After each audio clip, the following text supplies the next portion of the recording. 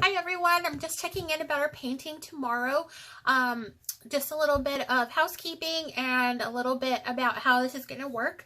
You will need to download the Zoom app to your phone or whatever device it is that you are wanting to use for this painting. It's going to be a webinar style meeting, so you'll have the ability to have a webcam and microphone to converse with whoever is attending, and also you'll have the option to shut that off if you don't really want anybody looking at you, but you do want to join in on the conversation.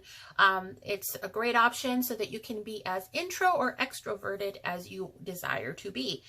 We're going to need a few things so that we can get this painting done. Basic colors, really basic, your primary colors. Red, blue, yellow will basically get you any other colors that you need. And then we're going to need some black and some white. I'm not really sure how well you can do without either of these, but I'm sure that imagination has a way to make everything work. Yeah. And then if you're not really comfortable mixing your own green, you can have some green available. I personally like to make my own greens because you can kind of fiddle around with the hues. But this is completely up to how comfortable you are mixing color. The same thing will apply if you want to make brown for any reason. You're going to want to have your own brown unless you're comfortable mixing the colors until you get the brown that you want, which can be a little bit difficult.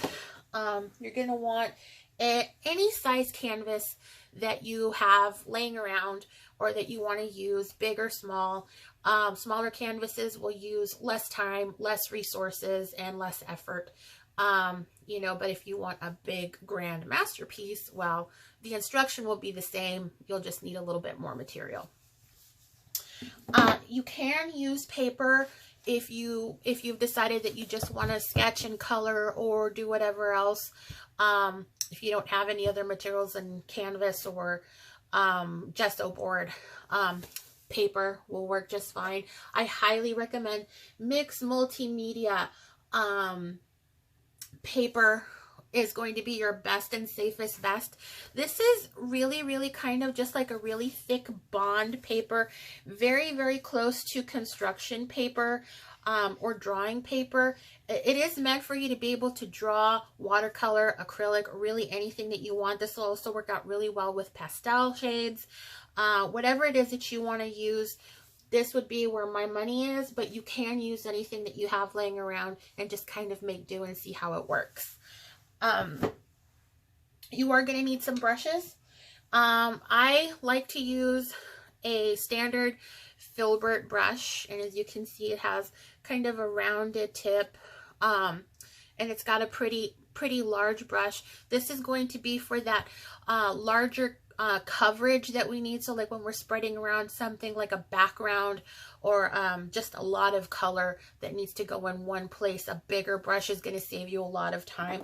You could potentially use a sponge brush if you have those laying around. Anything that's going to get a lot of coverage for you is going to work when using a lot of that black.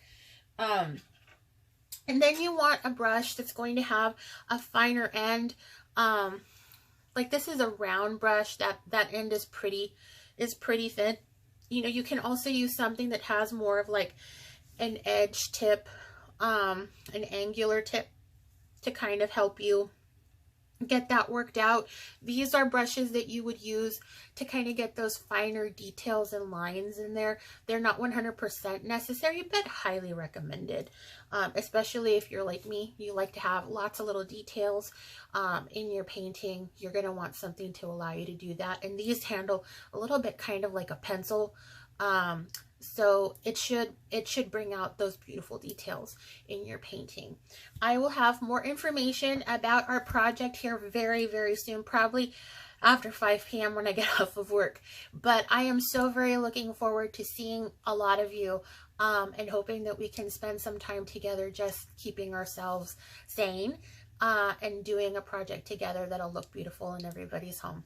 Looking forward to seeing all of you. See you later.